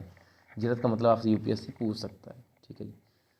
अच्छा, जियारत पे वैसे ज़्यादातर कब जाया जाता है? डेथ एनिवर्सरी जो होती है किसी की, तब उसकी जियारत पे चले जाते हैं लोग, उर्स बोलते हैं। तो डेथ एनिवर्सरी को क्या बोलते हैं? उर्स। अच्छा, उर्स का मतलब होता है भगवान के साथ मिलन, तो ऐसा मरने के बाद भगवान के साथ मिलन हो जाता है, ऐसा ये बोलते हैं। अच्छा, बाद में जो शेख जो वर्ड था इसको क्या बोलने लगे? वाली बोलने लगे, वाली, ठीक है जी। तो आपको कई तरह के नाम आ रहे हैं, सूफी हुआ, शेख हुआ, पीर हुआ, मुर्शीद हुआ। देखिए मुरीद तो होते हैं उसके चेले, मुर्शीद खुद वो आदमी, या वाली, ये सब एक ही मतलब है, कोई भी कोई रिलीजियस ऑर्डर। अच्छा, कई सारे सिलसिले के बारे में बात कर लेते हैं। कई सिलसिले आए हैं, जैसे नेम ऑफ सिलसिला, आज कई सूफी रूलर जो हैं उनके फाउंडिंग वगैरह के नीचे रखा जाता है। जैसे कादरी जो है, कादरी सिलसिला है एक, उसका नाम किसके पीछे रखा गया है? जिसको इसने स्टार्ट किया है, शेख अब्दुल कादिर जिलानी। गिलानी, ये गिलानी कुछ पता नहीं एनसीईआरटी में जे क्यों लिखते हैं गा को, तो आपसे पूछ सकता है कादरी ऑर्डर का फॉलोअर कौन है? शेख अब्दुल कादिर जिलानी, इसको याद रख लीजिए बेटा। चिश्ती ऑर्डर किसे रखा जाता है? चिश्ती ऑर्डर जहाँ से पहला चिश्त आया था, मतलब चिश्त एक जगह का नाम है अफगानिस्तान में, जहाँ से पहला चिश्ती ऑर्डर वाला आदमी आया था वो जगह थी चिश्त, अफगानिस्तान में, वहाँ से आया था वो, इसलिए चिश्ती ऑर्डर किसके नाम पे? अफगानिस्तान की जगह चिश्त के नाम पे। इसका हमको पता है कि कौन बनाया था सबसे पहले, ठीक है। अच्छा, वाली जो है इसका प्लूरल क्या है? औलिया, ए फ्रेंड ऑफ गॉड। मैंने आपको बोला था ना कि शेख को बाद में क्या बोलने लगे? वाली बोलने लगे, वही कि अल्लाह का ये बहुत बड़ा मित्र है, ऐसा समझ सकते हो। देखो मैं पढ़ाते पढ़ाते मैं भी ये बोलने लग गया, भगवान का मित्र नहीं बोला, मैंने कहा अल्लाह का ये बहुत बड़ा मित्र है। अच्छा जी, देखते हैं। तो ये क्या करते थे? ऑब्जर्व करते थे एक्सट्रीम फॉर्म एस्टिज्म की बहुत ही अच्छे से, एकदम सब कुछ छोड़ छाड़ देते थे। इसलिए इनको क्या बोलते थे? कलंदर बोलते थे, कहीं पे कहीं मदारी बोलते थे, मलंग बोलते थे, हैदरी बोलते थे। ये सब इनके अलग अलग जगह नाम पड़ गए थे सूफियों के, ठीक है जी। अब थोड़ा इसमें पढ़ने वाली है चिश्तियों के बारे में। सारे ट्रेडिशन तो नहीं पढ़ सकते। चिश्ती जो थे वो सबसे ज़्यादा इन्फ्लुएंशियल थे, इनके सबसे ज़्यादा फॉलोअर बने हैं। अब भी अजमेर की दरगाह है वही सबसे ज़्यादा फेमस है। अच्छा, देखते हैं life in the Chishti khanqah. Chishti khanqah में, खानका मतलब होता है मिलने की जो जगह होती है, मैंने बोला धर्मशाला। वो किस तरह की लाइफ उसमें होती थी? खानका वाला सेंटर ऑफ सोशल लाइफ। तो उसमें एक चिश्ती की खानका के बारे में बात हुई जिसका नाम क्या है? शेख निजामुद्दीन हौसपाई, शेख निजामुद्दीन। अच्छा, शेख निजामुद्दीन किसके वक्त में रहा होगा, आपको क्या लग रहा है? जिस वक्त अलाउद्दीन खिलजी रहा है, पद्मावत मूवी वाला अलाउद्दीन खिलजी, उसी वक्त में रहा है शेख निजामुद्दीन चिश्ती। सबसे पहला वाला नहीं है ये, इससे पहले भी काफ़ी लोग हो चुके हैं, निजामुद्दीन चिश्ती। अच्छा, बात करते हैं क्या है इसकी जो हॉस्पाइस थी, मतलब इसकी जो धर्मशाला थी वो कहाँ थी? यमुना रिवर के किनारे पे थी, दिल्ली में, ठीक है जी, वहाँ थी इसकी। अच्छा, काफ़ी स्मॉल रूम होते थे, एक बड़ा हॉल होता था, ठीक है। ऐसी काफ़ी सारी चीज़ें इसमें होती थी। तो हमने पढ़ा शेख निज़ामुद्दीन, बेटा नाम एक तो एक जैसे नाम होते हैं, निज़ामुद्दीन वो है कंटेम्प्रेरी खिलजी का, कंटेम्प्रेरी मतलब उसके साथ वाला, उसी के वक्त में। तो देख लेते हैं चिश्ती सिलसिला के जितने टीचर हैं सबके सबका एक नाम देख लो। सबसे पहला शेख मोइनुद्दीन, जिसकी अजमेर में दरगाह है, आपको सबको पता है। शेख मोइनुद्दीन को बेटा भूलना ही मत, जिसको ख्वाजा मोइनुद्दीन भी बोलते हैं। अच्छा, इसके बाद कौन हुआ? कुतुबुद्दीन बख्तियार काकी। बख्तियार काकी बेटा, ये बख्तियार खिलजी नहीं, बख्तियार काकी, कुतुबुद्दीन बख्तियार काकी हुआ। इसकी जगह कहाँ है? दिल्ली में है, देखिए। और एक है फरीदुद्दीन गंज शंकर, इसको बाबा गंज बाबा भी बोलते हैं, ठीक है, ऐसा कुछ नाम है इनका। तो फरीदुद्दीन गंज शंकर, इसकी दरगाह कहाँ पे? अजोधन पाकिस्तान। बेटा ये दरगाह पूछ सकते हैं लोकेशन, अब मैं बताऊँ किस तरह से आपको याद रखिए। निजामुद्दीन औलिया तो वही दिल्ली में ही रहेगा, यही निजामुद्दीन औलिया जो खिलजी के टाइम पे, मैंने कहा ना इससे भी पहले काफ़ी लोग हुए। इसका ही फिर एक भैया है, इससे इसके बाद में कौन है? नसीरुद्दीन चिरागे दिल्ली, चिरागे दिल्ली लिखा हुआ तो दिल्ली में इसका है। अच्छा, आपको इनको याद कैसे रखना है? देखिए सिंपल सी बात है, सब 3 लोग की दिल्ली में है, सबकी दिल्ली में है, किन 2 की नहीं है। मोइनुद्दीन सबसे पहला बड़ा था, उसकी तो अजमेर में ही है। गंज शंकर बड़ा अजीब सा नाम है, और अजूदन भी अजीब सा नाम है। इस तरह से आप याद रख सकते हो। ठीक है जी, ये है गंज शंकर, गंज सकर, जो भी है ये, इतना मुझे इसमें कोई पीएचडी नहीं करनी। इसकी किसमें? अजोधन में। सीक्वेंस याद रखो मत रखो, ये याद रख लो कि दरगाह कहाँ पे है। तो गंज फरीदुद्दीन, जो बाबा फरीद जो है, बाबा फरीद बोलते थे इसको, हाँ फरीदुद्दीन नाम है इसका। तो फरीदुद्दीन गंज शंकर जो, उसकी तो अजोधन पाकिस्तान में। मोइनुद्दीन चिश्ती कहाँ पे? अजमेर में है। बाकी सबकी कहाँ है? कुतुबुद्दीन बख्तियारका की, निजामुद्दीन औलिया, ये खिलजी वाला जिसके बारे में हम बात कर रहे थे अभी, ये किसमें है? उसमें। अच्छा, ये हो गई बात।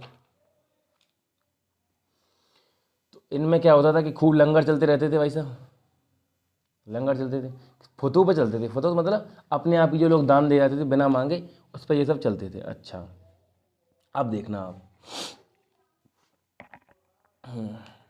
कि 2 पोएट के नाम ले लिए जा रहे हैं इसमें। इन पोएट के नाम आपको याद रखने हैं एज इट इज, ये अभी आपसे पूछा जाएगा। मैं कह रहा ना, जो मैं बता रहा हूँ बस वही पूछा जाएगा। ठीक है, कई विजिटर थे। अब निजामुद्दीन के बारे में बात हो रही है ना, जो खिलजी का जो कंटेम्प्रेरी है उसके बारे में बात हो रही है यहाँ पे, निजामुद्दीन की बात करते हैं। कई पोएट जैसे अमीर हसन सिज्जी और अमीर खुसरो। देखिए अमीर खुसरो को तो आपको वैसे ही पता होना चाहिए, खिलजी के टाइम पे था। अमीर हसन सिज्जी भी था। तो अमीर हसन सिज्जी, अमीर खुसरो, ये उसकी उस पर गए थे, है ना। और एक था जियाउद्दीन बरानी। ये 3 जो लोग थे उन्होंने शेख के बारे में लिखा। शेख मतलब वही शेख, निज़ामुद्दीन के बारे में 3 ने लिखा है। ये खिलजी के टाइम पे ही थे, अमीर हसन सिज्जी, अमीर खुसरो और जियाउद्दीन बरानी। ये 3 लोग थे। ठीक है जी, ये आप याद रख सकते हो। और जैसे, और ये बॉक्स को देख लेते हैं पहले, फिर बगल में देखेंगे। स्टोरी ऑफ दाता गंज वक्त। बेटा देखिए, वो फरीदुद्दीन गंज शंकर या बाबा फरीद तो अलग आदमी है। ये दाता गंज वक्त, गंज समझ के मत समझना, उसी को दाता गंज बोल, दाता गंज वक्त दूसरा नाम है। देखिए आप याद रखिए खुद, ये 1039 में पैदा हुआ है, और वो पुराना वाला जो था वो जो गंज शंकर है वो 1265 में, 2.5 साल बाद पैदा हुआ है यार। एक टाइम पे कैसे हो जाएगा? अच्छा, एक ही आदमी कैसे हो जाएगा? दातागंज वक्त किसको बोलते हैं? एक आदमी था अबुल हसन हुजवीरी, बेटा इसका नाम यही है, अबुल हसन हुजवीरी। ठीक है जी, इसने एक बुक लिखी। कौन सी बुक लिखी है इसने?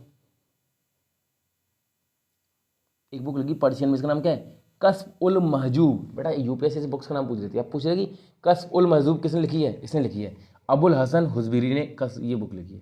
इस हुजवीरी को ही बाद में दातागंज वक्त बोला गया, मतलब काफ़ी दान करता था। ठीक है, इसलिए दाता, दाता मतलब देने वाला होता है ना, गिवर, इसको दातागंज वक्त बाद में बोला गया। ये सब इस पैरा में लिखा गया, मैंने आपको मुंह से ही बता दिया। बुक का नाम आपको मार्क कर लेना है, कस्ब उल महजूब, और इसका भी नाम क्या नाम है इसका? अबुल हसन हुजवीरी।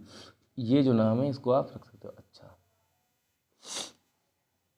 चिश्ती डिवोशनलिज्म, जियारत एंड कवाली, इसके बारे में पढ़ लेते हैं। अच्छा, कवाली की स्टार्टिंग की अमीर खुसरो ने, नई तरह की गाना वाना स्टार्ट किया, इसको कवाली बोलने लगे, आज तक गाई जाती है। अच्छा, पिलग्रिमेज आपको पता है, जियारत बोलते हैं, टॉम पे जाना, सूफी संत की टॉम पे जाना जियारत होता है। अच्छा, आपको पता होना चाहिए जैसे, तो सबसे ज़्यादा जो फेमस है इनमें, सबसे ज़्यादा अमॉन्ग्स्ट दीज, सबसे ज़्यादा जो श्राइन, मतलब वही टॉम जो जिसके ऊपर सबसे ज़्यादा जाते हैं, वो ख्वाजा मोइनुद्दीन की है, अजमेर में जो है, जिसको गरीब नवाज भी बोला जाता है। आपसे कोई पूछे गरीब नवाज कौन है? ख्वाजा मोइनुद्दीन, जिसकी दरगाह कहाँ पे? दरगाह होती है इनकी, जहाँ पे ये मर जाते हैं वहाँ जिनकी दरगाह मनाई जाती है, वो कहाँ पे है? अजमेर में है। अच्छा, जिसको क्या बोलते हैं? गरीब नवाज भी बोलते हैं। सबसे फेमस वही है, पहला वाला जो था, ये ऊपर सबसे ऊपर, शेख मोइनुद्दीन, अजमेर में इसकी दरगाह थी। जहाँ अजमेर में जाते तो हैं ये मुसलमान काफ़ी। अच्छा जी, जैसे और देखते हैं, लिखा मोहम्मद बिन तुगलक जो था वो फर्स्ट आदमी था। मोहम्मद बिन तुगलक वाज द, क्या लिखा हुआ है, फर्स्ट सुल्तान जो श्राइन पे गया था। ठीक है जी, और जो अर्लीस्ट जो कंस्ट्रक्शन था इस श्राइन का, वो एक सुल्तान था गियासुद्दीन खिलजी मालवा का, उसने इसको फंड किया था, पैसे दिए थे इसको बनाने के लिए। ये है इम्पोर्टेंट, और तो इसमें ऐसा कुछ है नहीं।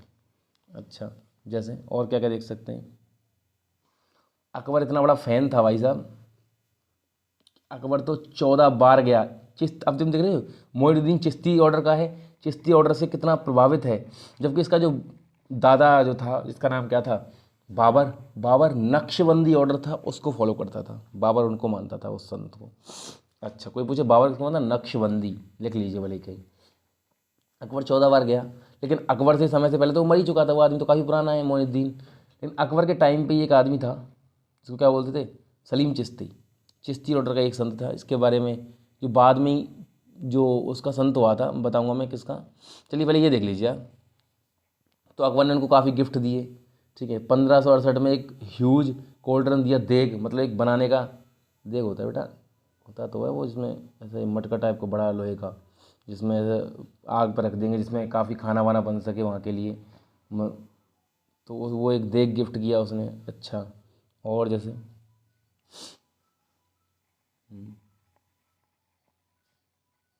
जैसे यहाँ देखते हैं, हाँ, the pilgrimage of the Mughal princess Jahanara. पहले तो जहानरा कौन है, 1643 के बाद बॉक्स जहानरा के बारे में। जहानरा जहानरा शाहजहाँ की डॉटर है। शाहजहाँ वही जिसने अपनी बेगम मुमताज़ के लिए ताजमहल बनवा दिया था। अच्छा जी। तो जहानरा की जो बायोग्राफी है, ठीक है, जहानरा ने क्या लिखा है, जहानरा ने बायोग्राफी लिखी किसकी, शेख मोइनुद्दीन चिश्ती की, जिस बायोग्राफी का नाम क्या है, मुनिस अल अरवा। बेटा ये बुक का नाम आप याद रख लीजिए बस, ये कहीं पर मुनिस अल अरवा को किसने लिखा है, जहानरा ने लिखा है। जहानरा कौन, शाहजहाँ की बेटी है इसने। और इसकी क्या है, मुनिस अल अरवा क्या है, शेख मोइनुद्दीन चिश्ती, जो पहला ही पहला चिश्ती ऑर्डर का जो हुआ है, जिसकी अजमेर में दरगाह है, उसकी बायोग्राफी है ये। इसको जहानरा बेगम ने लिखा था। अच्छा, और देख लें जैसे the lamp of the entire land. जैसे मैं बताता हूँ आपको, each Sufi saint was associated with distinctive features. This is what an 18th century visitor from Deccan. दक्षिण से एक विजिटर आया था, साउथ से, उसका नाम था कुली खान। उसने नसरुद्दीन चिराग दिल्ली, देखिए चिराग दिल्ली है उसका नाम, उसके बारे में लिखा था। उसको लैम्प ऑफ एंटायर लैंड बताया। देखिए चिराग और लैम्प एक जैसा है, लेकिन किसने बताया था लैम्प ऑफ एंटायर लैंड उसको, उसका नाम है कुली खान। कुली खान ने नसरुद्दीन चिराग दिल्ली जो था, सबसे लास्ट वाला जो हमें वही 5 देखे थे। देखिए लास्ट तो कुछ नहीं होता, इनका कोई वक्त बन जाएगा और बन जाएगा आगे। 5 इंपॉर्टेंट के नाम हमने देखे थे, और उनमें सबसे लास्ट में इसी का नाम लिखा हुआ था, नसरुद्दीन चिराग दिल्ली, जिसकी दिल्ली में वो थी कब्र। ठीक है जी। तो फिर उसने इसके बारे में क्या लिखा है, लैम्प ऑफ एंटायर लैंड उसको बोला है। अच्छा, क्या किया जाता है भाई साहब, और पढ़ लेते हैं सूफीज़ के बारे में। Sufi remember God either by reciting the zikr. Sufi किस तरह से याद करते हैं गॉड को, कि या तो जिक्र करके, जैसे नाम बोलने को क्या बोलते हैं उसमें, जिक्र बोलते हैं, ठीक है। और एवोकिंग हिज प्रेजेंस थ्रू समा, समा होते हैं ऑडिशन, मतलब एक तरह से गाना वाना गाना, एकदम समा बांध देना ऐसा बोलते हैं ना। तो इस तरह से गाते वाते गाना वाना जो गाते हैं। अच्छा, ये आपको पता होना चाहिए। जैसे अगले पेज पे इस बार इस बॉक्स को ही पढ़ लो, अमीर खुसरो एंड द कॉल। अमीर खुसरो वही खिलजी के टाइम पे, शेख निजामुद्दीन के टाइम पे, एक ही टाइम तो है निजामुद्दीन। उसने एक नई तरह का समाज स्टार्ट किया, इसको कॉल बोलने लगा। ठीक है जी। इस कॉल को ही बाद में क्या बोलने लगे, कवाली, और कवाली फिर आज के टाइम पे काफ़ी ज़्यादा गाई जाती है। अच्छा, और भी कई तरह के, देखिए लैंग्वेज एंड कम्युनिकेशन, इसके बारे में देख लेते हैं।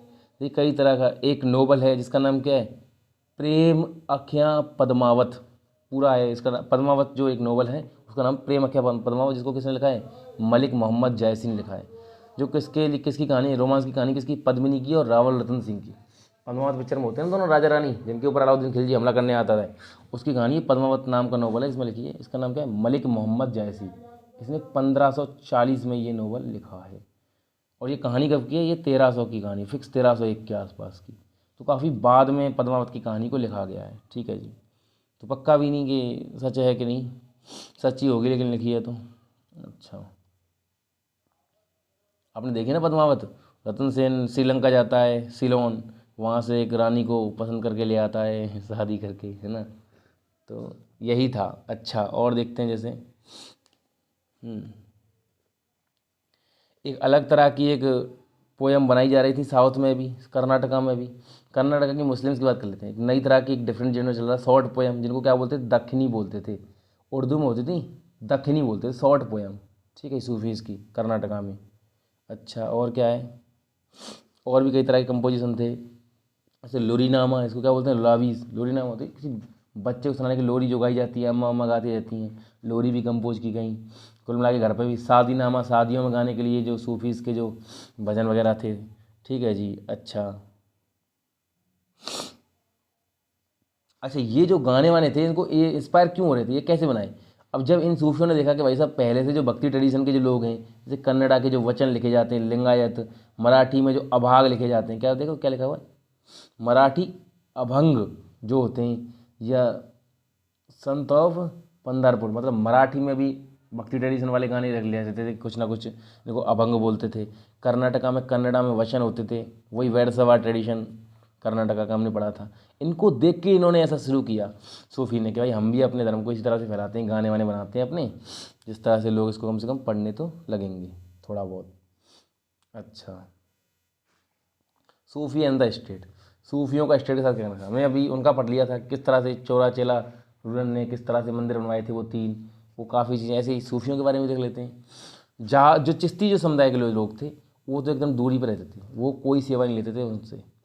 जैसे शेख सलीम चिश्ती है, फतेहपुर सीकरी में पढ़ा रहा, अकबर भले ही उनके पैरों में गिरता था, अकबर से लेकिन ऐसी कोई मदद नहीं ली। अच्छा, हाँ, सुल्तान जो थे वो चैरिटेबल ट्रस्ट में काफ़ी दान देते थे उनको चलाने के लिए, हॉस्पाइस वगैरह को, ये सब आपको पता है। अच्छा,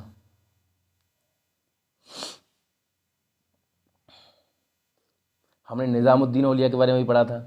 निज़ामुद्दीन वही खिलजी के टाइम का। निज़ामुद्दीन औलिया के जो फॉलोअर हैं, उसके जो चेले चपाटे हैं, पता है उसको किस नाम से बोलते हैं? सुल्तान उल मशेख। सभी शेखों के बीच में सुल्तान है ये, सभी शेखों का भी शेख है, उसको इतना बड़ा समझते हैं निज़ामुद्दीन औलिया को। सुल्तान उल मशेख किसको बोला जाता है? निज़ामुद्दीन औलिया को, उसके फॉलोअर बोलते हैं, ये आपको पता होना चाहिए। अच्छा, और देख लेते हैं, जैसे इसमें लिखा हुआ है कि नक्शबंदी ऑर्डर किस मुग़ल फॉलो करते। देखिए सभी मुग़ल नहीं, केवल बाबर फॉलो करता था, हुमायूं ने भी कर लिया होगा, अकबर ने लेकिन चिश्ती ऑर्डर को ही फॉलो किया है, तभी तो शेख सलीम चिश्ती की दरगाह बनाई, उसी के नाम पर उसने अपने बेटे का नाम सलीम रखा। सलीम ही तो रखा था, जो बाद में वो बना था जहांगीर, जिसका नाम हुआ था बाद में सलीम का ही, ये आपको पता होना चाहिए थोड़ा सा। और देख लेते हैं, जैसे थोड़ा सा और चैप्टर बचा हुआ है, ज़्यादा तो बचा नहीं है। और तो इस पूरे पैराग्राफ में भी कुछ ऐसा है नहीं, मतलब ये वही है कि किस तरह से राजा गिफ्ट देते थे, और एक आध सूफी ने मना कर दिया, डिक्लाइन रॉयल गिफ्ट के। जैसे एक तो बड़े चालू आदमी थे, चालू सूफी थे मुझे तो चालू लग रहा है भाई इस बात से। फरीदुद्दीन जो है, फरीदुद्दीन गंज शंकर, उसको पैसा और ज़मीन दिया, तो उसने क्या बोल दिया, मैं ज़मीन का क्या करूँगा, मुझे तो पैसा दो। तो भाई तू पैसे का भी क्या करेगा, पहली बात तो ये बताओ। चलो इस सब को तो छोड़ो, जो काम का क्या है, इसमें एक सुल्तान गियासुद्दीन हुआ है, ठीक है, जो मालवा का था, जिसने उसकी वो टॉम बनवाई, जिसका पहले उन्होंने, उसको किसके नाम से जाता है? उलूग खान भी जिसको बोला जाता है। अब देखिए आप कहोगे कौन गियासुद्दीन कहाँ का, इतना कुछ नहीं बताया, बस ऐसा है कि एक सुल्तान गियासुद्दीन था जिसने उसको दान दिया था फरीदुद्दीन को, बस उसके बारे में बताया है। तो आपको इतना याद रखना है कि सुल्तान गियासुद्दीन का दूसरा नाम क्या है? उलूग खान। कोई पूछे उलूग खान किसको बोलते हैं? गियासुद्दीन को। अच्छा, ये देखिए फतेहपुर सीकरी की जो दरगाह बनवाई अकबर ने, काफ़ी फ़ैन था शेख सलीम चिश्ती का। और शेख सलीम चिश्ती कौन था? चिश्ती समुदाय का था। तो एक बाबा जो फरीद थे, फरीद गंज शंकर जो था चिश्ती समुदाय वाला, ये वही है जिसकी जो गंज शंकर की जो दरगाह है वो अजोदन पाकिस्तान में, उसी का फॉलोअर था शेख सलीम चिश्ती। बाद में ये खुद चिश्ती बन गया, जिसको अकबर ने भी फॉलो किया है काफ़ी। इसकी देखो कितनी प्यारी इसने टॉम बनवाई है, बढ़िया एकदम। तो एकदम अच्छी इसकी दरगाह है फतेहपुर सीकरी में, जहाँ पे बुलंद दरवाज़ा भी है फतेहपुर सीकरी में, जो गुजरात की विजय के बाद उसने बनवाया था। अच्छा, new devotional path dialogue descendant in North India, bhakti Sufi के अलावा और क्या क्या चल रहा था देख तो लेते हैं जरा। अच्छा, weaving a divine fabric, weaving इसलिए लिखा है कि कबीर जो था वो ऐसा भक्ति व्यक्ति संत बनने से पहले वीवर था, एक बुनकर था, कपड़े बुनने का काम किया करता था। अच्छा, देख लेते हैं कबीर के बारे में क्या लिखा हुआ है। Verses describe to Kabir have been compiled in 3 distinct but overlapping tradition. Kabir के जो वो हैं वो कई जगह लिखे मिलते हैं, जो उसने, जैसे है ना कबीर के काफ़ी श्लोक जिनको अभी भी पढ़ा जाता है। एक तो कबीर बीजक, बीजक क्या है? कबीर की बुक है, जिसको कबीर पंथ उनको बोलते हैं, जो कबीर के जो फॉलोअर हैं। अच्छा, उन्होंने रखा है, कबीर बीजक में लिखे हुए मिलते हैं।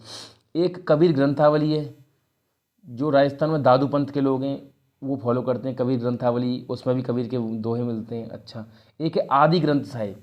देखिए आपने गुरु ग्रंथ साहिब का नाम सुना होगा, जो सिख लोगों की जो होली बुक है, या सिखों के जो 10 गुरु हैं, ऐसा बोला जाता है 11वां गुरु जो गुरु ग्रंथ साहिब है, उसके बाद सिखों कोई गुरु नहीं होगा, ऐसा गुरु गोविंद सिंह बोल गए थे। तो आदि ग्रंथ साहिब जो गुरु ग्रंथ साहिब है ना, उसी का पहला वाला वर्जन है। गुरु ग्रंथ साहिब तो बाद में कंप्लीट कर दिया, काफ़ी उसमें वर्सेस बढ़ा दिए, तब जाके वो गुरु ग्रंथ साहिब बन गई, लेकिन आदि ग्रंथ साहिब पहले ही था। समझ रहे हो बात को? तो बेटा हमने ना 3 चीज़ें देख ली कि कबीर के जो वर्सेस हैं वो 3 जगह मिलते हैं। तो कबीर बीजक में लिखे हुए कबीर के खुद के, ठीक है जी, अच्छा। कबीर ग्रंथावली जो दादू पंथ के लोग राजस्थान में फॉलो करते हैं, और एक आदि ग्रंथ साहिब। आदि ग्रंथ साहिब गुरु ग्रंथ साहिब का ही पुराना वर्जन है, आगे मैं आपको बता दूंगा। अच्छा, जैसे कबीर की जो पोयम है, ठीक है, वो सेवरल लैंग्वेज में लिखी हुई हैं, मतलब कई लैंग्वेज, लेकिन एक स्पेशल जो, मतलब कुछ उनमें से एक स्पेशल भाषा में लिखी हुई है, जिसको निर्गुण पोइट्स की भाषा बोलते हैं, संत भाषा। निर्गुण पोइट का मतलब वो है जो किसी एक भगवान को नहीं मानते, एक तरह से वो एक वैसी भक्ति करते हैं, बस भक्ति में लीन है, ऐसे नहीं। जैसे कोई अगर राम की भक्ति कर रहा है तो वो निर्गुण नहीं, फिर वो सगुण है। मैंने आपको निर्गुण सगुण में अंतर बता दिया। अच्छा, तो संत भाषा में लिखे होंगे उनकी ज़्यादा से। अच्छा, ठीक है। और जैसे बाकी की जो है, बाकी लिखी हुई है उल्टावंशी में, नाम क्या देखें, उल्टावंशी कुछ लिखी हुई संत भाषा में, अदर्स नोन एज उल्टावंशी, उलटवंशी जिसको बोलते हैं, ठीक है। अच्छा,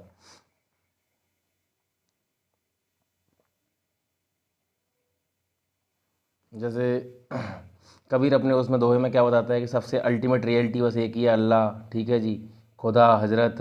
वो कई ऐसी टर्म्स का भी इस्तेमाल करता है जो संस्कृत से ली गई हैं, जैसे अलख, जिसको अनसीन, जिसको कभी देखा ना जा सके, निरंकार, फॉर्मलेस है ना, जिसका कोई आकार ना हो, निराकार मतलब है ना, और आत्मा, आत्मा जैसे जो शब्द हैं इनका भी इस्तेमाल करता है। शब्द, शब्द साउंड के लिए बोला जाता है। शून्य, एम्प्टीनेस के लिए। तो ऐसी कई टर्म है, सभी उनका भी इस्तेमाल करते हैं, ठीक है जी, अपने उसमें जो भी वो बनाते हैं अपनी। अच्छा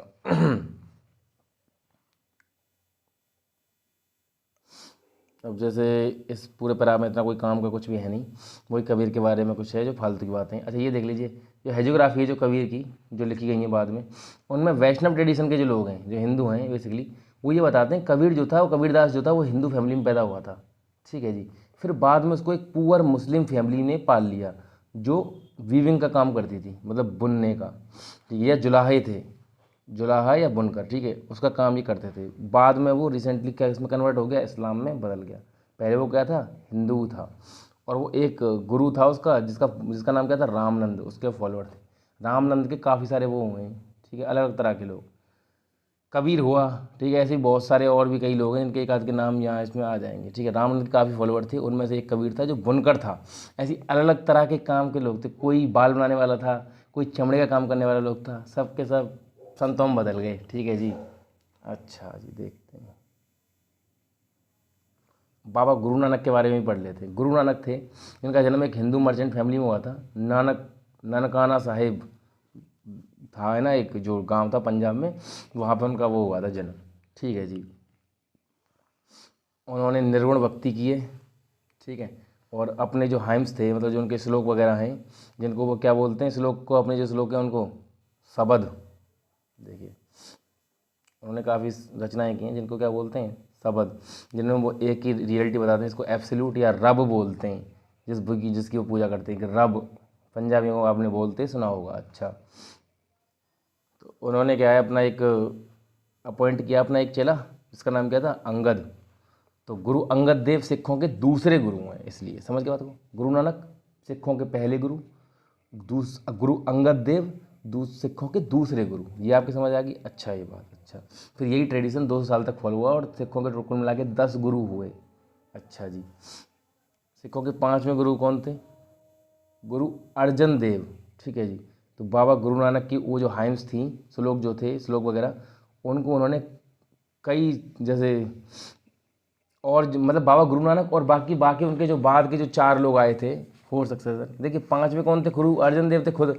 तो बाद मतलब खुद ने कुछ बनाई, और पुराने जो श्लोक वगैरह जो लोग बना के गए थे, है ना, तो उन्होंने बाकी लोगों की तरह उसको कंपोज कर दिया, एक बुक बना दी उन पूरे पूरे बातों की, जिसको आदि ग्रंथ साहिब बोलने लगा उसको, या क्या बोलते हैं उसको, गुरबानी बोलते हैं। गुरबानी बजती हुई आपने सुनी होगी, सिखों के गुरुद्वारे में बजती हैं, कभी। तो सिखों के 5वें गुरु कौन है, गुरु अर्जन देव, ये भी पूछा जाता है। सिखों के दूसरे गुरु का नाम क्या है, गुरु अंगद देव। पहला गुरु गुरु नानक। आदि ग्रंथ साहिब क्या है, जो पहले आदि ग्रंथ साहिब को क्या बोलते हैं, उन श्लोकों को गुरबानी भी बोलते हैं। इन्होंने पहले पहले जो 5 संत हैं उनके सब उसमें श्लोक लिखे हुए हैं। अच्छा, फिर देख लेते हैं, जैसे सिखों के 10वें जो गुरु हुए जिनका नाम क्या था, गुरु गोविंद सिंह, ठीक है। उन्होंने 9 गुरु जो थे उन खुद के कंपोजिशंस को मिला के और 9 गुरु के जो भी उन्होंने लिखा था, जो भी भजन कीर्तन, उनको मिला के, जैसे एक नवे गुरु थे इनका नाम क्या था, गुरु तेज बहादुर। बेटा इसमें कई गुरुओं के नाम हमने पढ़ चुके हैं, गुरु तेज बहादुर, 9वें गुरु, 10वें गुरु गुरु गोविंद सिंह। उससे उन्होंने मिला के क्या बना दिया, एक बड़ा सा बना, जिसका नाम क्या है, गुरु ग्रंथ साहिब इसका नाम रखा। आदि ग्रंथ साहिब से क्या बना दिया इसको, गुरु ग्रंथ साहिब, ठीक है जी। गुरु ग्रंथ साहिब, गुरु गोविंद सिंह जो थे उन्होंने खालसा पंथ की भी स्थापना की। पहले जो सिख कम्युनिटी थी वो लड़ने वड़ने में इतना यकीन रखती थी, बाद में खालसा पंथ एक तरह की उन्होंने आर्मी बनाई और सिखों को एक मार्शल कम्युनिटी के तौर पे लेके आए कि ये भी लड़ने वड़ने में बहुत आगे हैं, 1.25 लाख लड़ा हुआ, तब गोविंद सिंह नाम का हुआ। इस तरह की जो बातें, ये खालसा पंथ जो गुरु गोविंद सिंह या जो 10वें गुरु थे सिखों के, उन्होंने ये सब बनाया है, ठीक है जी। तो ये हिसाब किताब है। अच्छा, और जैसे मीराबाई के बारे में बात कर लेते हैं। मीराबाई एक वुमन, भक्ति ट्रेडिशन की एक वुमन रही हैं, ठीक है जी। क्या पता चलता है उनके बारे में कि वो एक राजपूत प्रिंसेस थी, मेड़ता की, जिनकी शादी उनकी मर्जी के खिलाफ हो गई थी। एक सिसोदिया राजपूत थी, एक क्लैन, मतलब मेवाड़ की। वैसे सिसोदिया मेवाड़ में ही पाए जाते हैं। महाराणा प्रताप भी सिसोदिया थे। हमने महाराणा प्रताप सीरीज भी कराई है पॉलिटी की, जो लोग नए आए हैं उसे भी देख सकते हैं। जैसा कि मैं हमेशा कहता हूँ, उससे बारे की क्वेश्चन आपका जाएगा ही नहीं, मोस्ट ऑफ द क्वेश्चन वहीं से आएंगे। अच्छा, मैंने आपको बताया था कि जो रामनंद जो थे उनके कई सारे भक्त थे। जैसे कबीर था जो बुनकर था, ऐसे एक था रायदास जो लेदर वर्कर था, चमड़े का काम करता था, वो भी उनका भक्त था। बाद में जाके वो भी बना संत वगैरह, ठीक है जी। और ऐसे कई तरह के लोग थे। जैसे औरों की बात करें, जैसे इसमें देख लीजिए फ़ोटो, कृष्ण भगवान की कितनी सुंदर मूर्ति है। अच्छा, इतना कोई काम का है नहीं ये।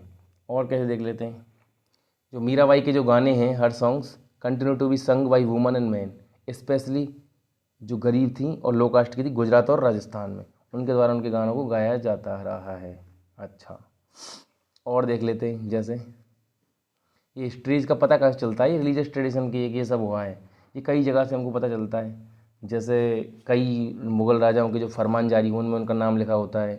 जैसे वचन थे वसुना के, तो कई फरमानों में उनका नाम होता है। कई राजाओं के टेक्स्टों में उनका नाम होता है कि कभी उनके लिए कोई ज़मीन दी हो, कभी उनके लिए कोई दान दिया हो, तो राजा लिखवा देते हैं, वहाँ से हमको ये सब पता चलता है। अच्छा, एक शंकर देव के बारे में आप देख लीजिए। शंकर देव कौन है जी? शंकर देव क्या है, एक इमर्ज हुए किसकी तरह, एक वैष्णविज्म, असम में आई और इन्होंने असम में वैष्णविज्म को फैलाया, ठीक है जी। उनकी जो टीचिंग्स हैं, ये जो टीचिंग्स, उनको क्या बोलते हैं, भगवती धर्म बोलते हैं। शंकर देव की जो टीचिंग है, उनकी जो ज्ञान की बात है, उनको क्या बोलते हैं, भगवती धर्म। क्यों? क्योंकि वो भगवत गीता से ली गई हैं। वो ऐसे, उन्होंने भगवत गीता के बहुत बड़े फैन थे, भगवत गीता और भगवत पुराण को पढ़ा, ठीक है जी। भगवत गीता और भगवत पुराण को उन्होंने पढ़ा, तब जाकर वो अपनी टीचिंग देते हैं। तो भगवती धर्म बोलते हैं शंकर देव। एक एक चीज़ को याद रखिए, ठीक है। और तो क्या है, और भी अब सूफी हिस्ट्री के बारे में हमको कहाँ से पता चलता है, देख लेते हैं। तो देखिए 4 तरह की चीज़ें हैं। एक तो ट्रीटीज या मैनुअल जो सूफियों के साथ हुए हैं, ठीक है जी, तो उनसे पता चल जाता है। एक होती है मुफाजत, अटड़, जो बोली हुई जो बातें हैं, इनको अगर बाद में टेक्स्ट के रूप में लिख दिया गया है। एक होती है मुक्तबत, कोई बातें जो लिख दी गई हैं, जो लेटर्स एक सूफी ने दूसरे को लिखे हैं, वहाँ से हमें पता चलता है। एक होती हैं ताज की राज। देखिए काफ़ी अजीब सा पैराग्राफ है, इतने अजीब अजीब वर्ड हैं, मुझे तो लगता नहीं है यहाँ से कुछ आएगा, पर फिर भी मैं 4 वर्ड तो आप याद रख लीजिए। मुक्तबत का मतलब होता है रिटर्न चीज़ें, ये कलेक्शन है लेटर्स का, सूफियों के जो पत्र उन्होंने लिखे थे आपस में। मुल्फजत है अटर्ड, जो भी उन्होंने सूफी संतों की जो आपस की बातें उनको बाद में लिख दिया गया है। तो मुल्फजत जो मुंह से बोला जाता है, मुक्तबत लेटरों का कलेक्शन लिखा हुआ, ठीक है, मुक्तबत लिखा हुआ। और तो क्या है, इसमें लिखा हुआ है तज़किराज, इसका मतलब होता है टू मेंशन एंड मेमोरलाइज, जो याद करने के लिए लिखी जाती हैं। अच्छा, कई तरह की चीज़ें हैं। जैसे ये टाइम लाइन में भी आप देख सकते हो, 500 से 800 के टाइम पे क्या होता है, अपार, समंदर और सुंदरार, इन तीनों ने मिलकर क्या बनाया था बेटा, नयनार के वो थे ये 3 लोग, इन्होंने तेवराम की रचना की थी। तेवराम क्या है, नयनार लोगों का हुआ, शिव की जो पूजा करते हैं। अच्छा जी, 800 900 के बीच में क्या था, अंदल, टोंड्रा बुद्धि, ठीक है जी, मन की विचार नवार, ये किसके नाम है, अलवर्स के नाम है। ऊपर वाले नयनार्स के नाम है। नयनार्स की एक वुमन थी जिसका नाम क्या था, करैक्कल अमैयार। अच्छा, अलवर्स का एक जो टेक्स्ट था उसका नाम क्या था, नलाईर दिव्य प्रबंधम, जिसको तमिल वेदा भी बोला जाता रहा है। और तो और क्या देखोगे, अच्छा ये देख लीजिए, जैसे कबीर, रायदास, सूरदास, ये सब रामानंद के ही फॉलोअर हैं सबके सब। अच्छा, बाबा गुरु नानक भी फॉलोअर नहीं रहे, वो उनका अलग था, उन्होंने बाद में सिख धर्म की स्थापना कर दी। ठीक है जी, तो काफ़ी सारे धर्म वर्म हैं और काफ़ी उनके फॉलोअर भी हैं, तभी तो पूरी की पूरी सिख कम्युनिटी है तो है। तो आपने देखा इस चैप्टर में हमने भक्ति सूफी ट्रेडिशन के बारे में बात की है। तो तब तक के लिए आप पढ़िए इस लेक्चर को, चैनल को शेयर कीजिए, दूसरे लोगों तक पहुंचाइए। मिलते हैं नेक्स्ट लेक्चर में, तब तक के लिए गुड बाय, सायोनारा, जय हिंद, जय भारत।